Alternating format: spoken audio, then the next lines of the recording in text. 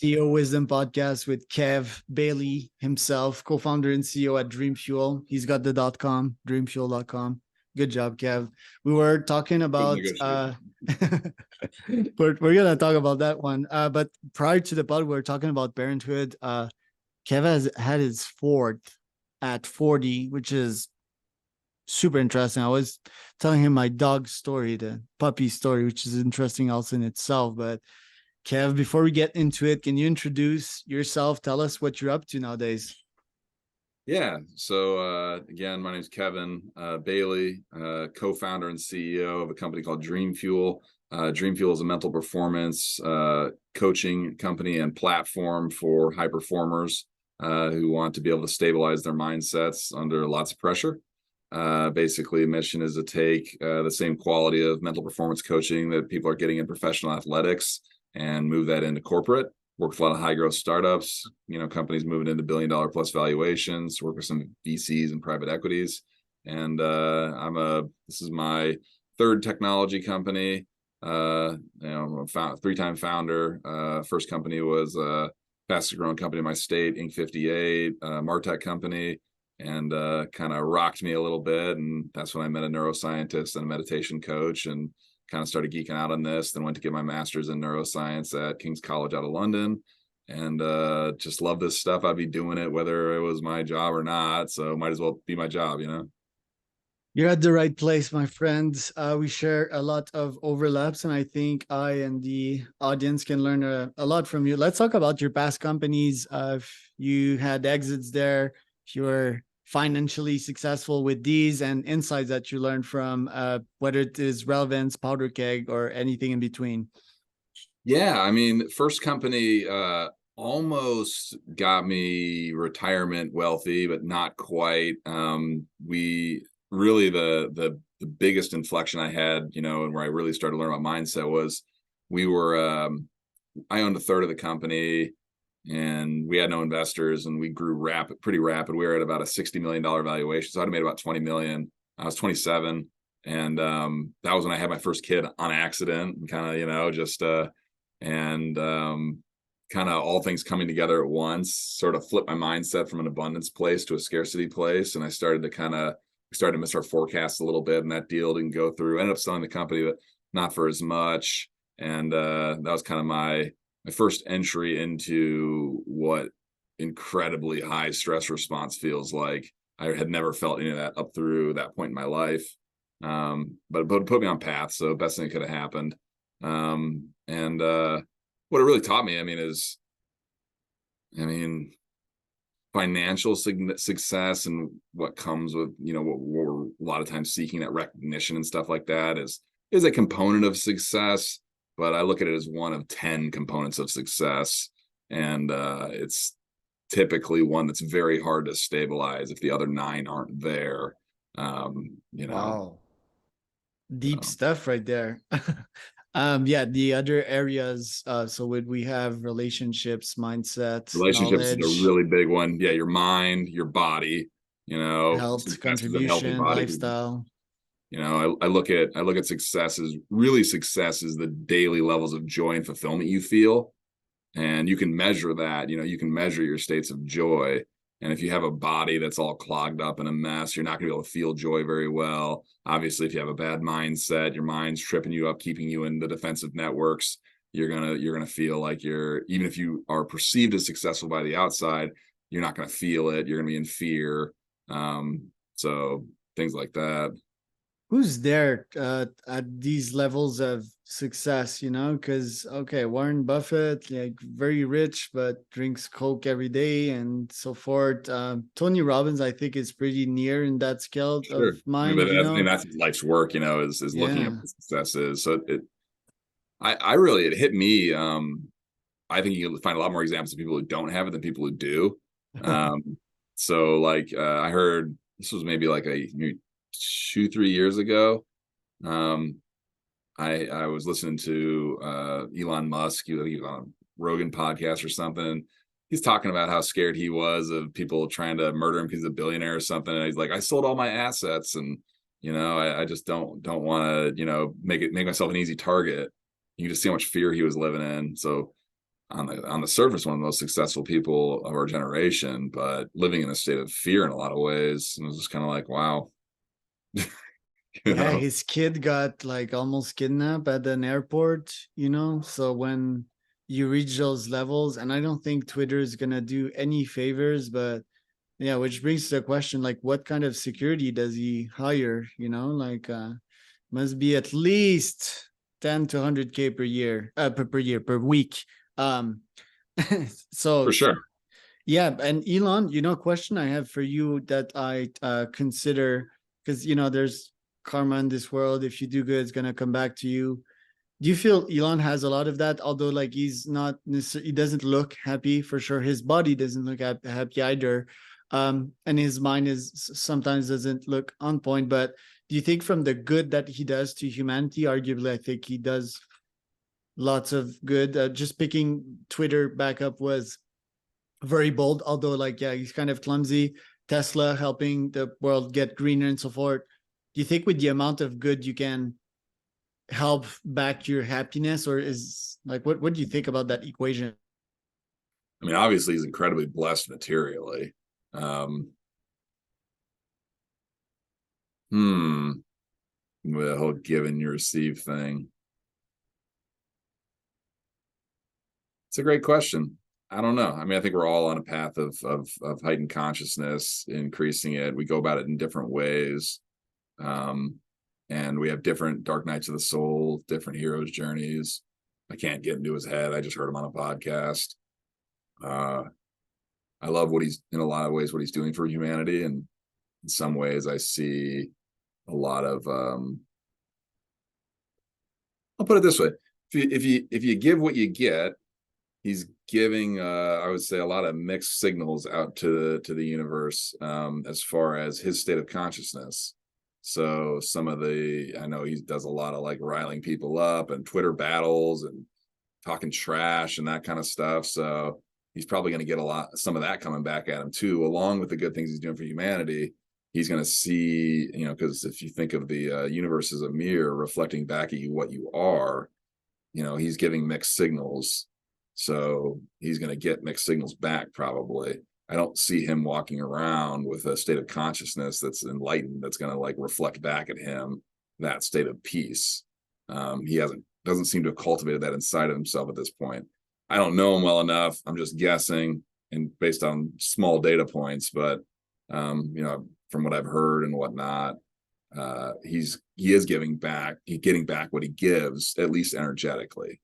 Yeah, if money is energy also, the market can be judged somewhat efficient at this, like giving back the value that you first added. He's a product guy. I think he's learning marketing and sales, and there's so many systems at play here. He's publicly listed, right? He has this lawyer, he has fuck you money also, so it's like he's a fascinating guy, to say the least. And I'm eager to start Walter Isaacson's book on his biography, because I've read everything Elon since day one. Now, the a question that I have as well on that level, like on your side, you've accomplished a lot. You've started all these companies and have some nice exits. Nowadays, do you feel you're getting that karma back yourself? For example, today I had 6 or 7 amazing podcasts, and I'm like, huh, nice. Life is pretty good. So maybe like I'm sowing what I'm reaping, kind of. What about you? Like what are you getting nowadays? Like, and how's your happiness levels? Yeah, I mean, probably the highest they've ever been. I mean, when you dedicate yourself to being a mindset or mental performance coach, all you're doing is learning the craft of heightened states of consciousness and equanimity and all these things. So teaching people this constantly, you embody it. You have to embody it over time. So the stuff works. I mean, it's amazing how I feel now. I Yeah, like night and day. So am I getting back what I give? I mean, I give the tools to our clients. I mean, I'm the CEO. I only coach on Fridays, but our team gives the tools, and help people lift into higher states of consciousness, feel better, go about attacking their day better, um, have better ways at setting boundaries, shifting in between different states where they can be productive or relaxed, better relationship with their families. And certainly, I feel that way in my own life. So I would say I'm getting what I'm giving there. Is happiness correlated with productivity and capital gain? Not always. I mean, capital gain is something that can accelerate joy through novel experiences. But if you don't have, like you said, good relationships and other things like that, a healthy body, a mind that you control rather than it controlling you, then abundance can be an accelerator of depression and all kind of other problems. If people don't understand that they're on a hedonic treadmill and they sell their company, they go off and spend that energy on vices or go plunge into another company maybe that isn't good for them. So I don't think financial abundance is highly correlated unless there other factors are in play. In most of the team that you coach nowadays, what problems do you see? Do you see the danger of burnout, and why are sales team not meeting quotas, especially this year in 2023?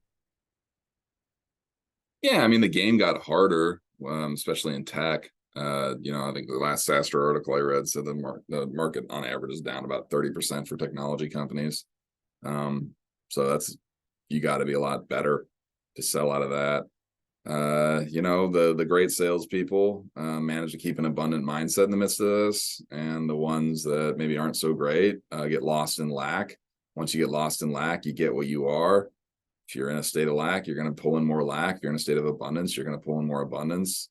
So being able to hold yourself in equanimity during a recession when it just got 30% harder to sell is a feat. So that's kind of what I see with salespeople is like you see the ones that hold their mindset together and you see the ones that just tank. And you'll see that reflected in their numbers. Nobody wants to jump on a sales call right now, especially with somebody who's not enjoyable to talk to because their state is so low. Right. The average negative thoughts in a human being's head is 70%. What would you say is your percentage nowadays? Mine is probably 20, but I manage every negative thought with a positive one right after it. I kind of judo cut on its head. What about you? What's your negative thoughts percentage? I haven't specifically measured it, but I would say hundreds of percent better than it used to be. Um, I'm pretty good at managing negativity. you know, example I got this new baby last night. It's like maybe one out of every 5 nights it just goes belligerent all night and just crying the whole night. And then my wife, last night it was her night to really be with the child. And I got a busy day, and she was up at 3 a.m. just crying, and the baby's crying, and I think a former version of myself would have went into a stress response and went in there and probably said some cliche thing to her like "this too shall pass," which isn't really which is a positive thing to say theoretically, but not to somebody who's in a deep stress response. Right. They just want to say fuck off. But I didn't do that. I went in and I started to feel the stress response rise in me, and I responded not with words but just physiologically, because it was middle of the night. I just woken up to basically two people I care about crying, and I noticed the stress response rise with me, which I noticed very quickly, and I just responded with a cognitive reframe, and I said, everything is perfect as it is. Which I believe in the divine perfection of everything. Like this moment is Whoa. perfect. I just said that to myself, and I really let myself hold that for a couple seconds before I said anything to her. And then my intuition came in and said, "Don't say anything. Just sit down, get some magnesium oil and lotion, and give her a foot rub, and just tell her you're there for her." And that was all I did. And I managed to keep myself in a really nice place mentally. Just give my wife a foot rub well, chaos was around me. And, that's the goal of anybody who does this stuff is staying calm in the storm. And, a little storm, but, nobody wants to be woken up to that stuff at 3 a.m. in the morning. Mhm. So I was proud of that response, and it was Yeah, nice. Um, good and job. it got reflected back. Eventually she calmed down, thanked me for the foot rub, and I went back to sleep and managed to have a good day, even with less sleep. Yeah, same reality on my end with the dogs. Like they wake up at 3, then at 5.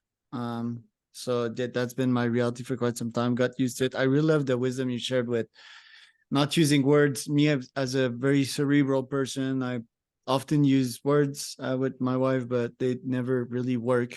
Sometimes, and I've started experimenting the shutting up strategy and feeling and talking to myself maybe in my mind. And yeah, I really love what you said, that everything is perfect as it is, and realize that sometimes emotions need to be felt. They need to be reciprocated, kind of, in some situations. And taking notes, dude. Like, you're great. Good job. I mean, most folks wouldn't have these tools. Did you get these tools from first learning about them, then experimenting with them, and then taking mental notes? Did this work or not? What's your process to adopt these mental blocks? I call them Lego blocks. You add them on top of one another, these mental models. Yeah, I mean, for the last decade, I've just been like a sponge, learning as much as humanly possible. Going off and getting my master's in applied neuroscience was super helpful. Just reading everything under the sun, and then we put at Dreamfuel. I have a co-founder as a former pro athlete, as well as a bevy of coaches who've done amazing things, and built great companies. They all have the degrees in different aspects of psychology or neuroscience. And we built a 52 basically, let me explain this. So we have 52 different exercises. So one for each week of the year that we teach, but they all fall inside of something we call the performance chain.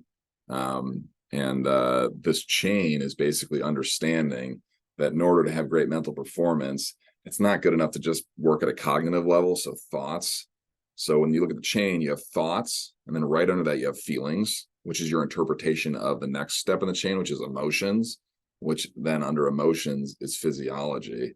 So if you want to be able to truly manage your consciousness, you have to be able to manage physiology, emotions, feelings, and thoughts, which influence behaviors and the results. So that's the chain right there.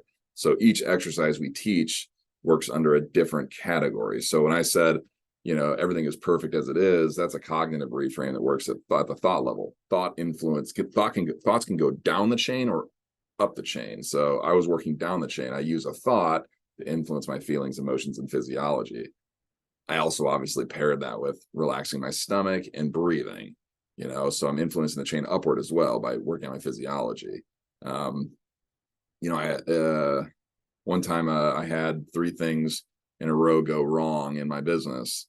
And in 20 minutes, I had a call with a really large private equity that is a partner of ours and a client. It was the sales call to get them on board. And I realized I was in no place to have that meeting effectively. So I took a cold shower, obviously working at a physiological level. I used mental reset breathing, which is basically Wim Hof breathing in the shower. And then I did a visualization of the meeting going well. So I used the cold water to reset the nervous system. I used the breathing to lift me to a neutral state. And then I used visualization to push myself emotionally into a heightened state of consciousness where I could see the outcome I wanted, stepped out of the shower, completely refreshed, and went and closed the deal. But I'm in that situation, I'm working on every element of the chain, to do a complete turnaround in about 20 minutes. So that's the way I kind of look at it. Is it's not just stacking, it's like understanding how I'm working on my mindset and at what level and what needs to be worked on. Am I feeling tight in my body? Am I short on breath? Well, or physiologically, is it all just head voice and head trash going on? So it's kind of knowing what tool to use. Or am I getting ready for a day and I'm warming myself up? Maybe using a tool like visualization. Or am I trying to hold form in a meeting?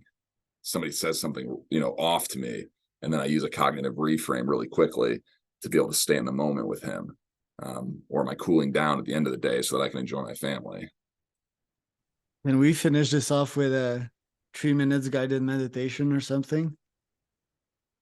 Sure. You want me to kind of. Yeah, it's like try one new thing per day on my podcast, and that will be one today. So that'd be nice, no? Yeah. Okay. It's funny. I haven't been asked to do this on a podcast before. All right. Yeah, let's do it. All right. So you can take the lead. 3 minutes. Can be silent or guided, whatever you want. Okay. I'll just try and do this intuitively. This will be a visualization. So go ahead and close your eyes. Go ahead and relax your stomach. Relax your shoulders. Relax your jaw. Go ahead and let your consciousness drift down into your chest. Feel your heartbeat. We're going to take 10 deep breaths on my count. Starting now, I want you to take a deep breath in through your mouth and fill up your belly with breath. And just release. Second breath, deep breath in. And just release. Third breath. And just release. Fourth breath. A little deeper, fifth breath.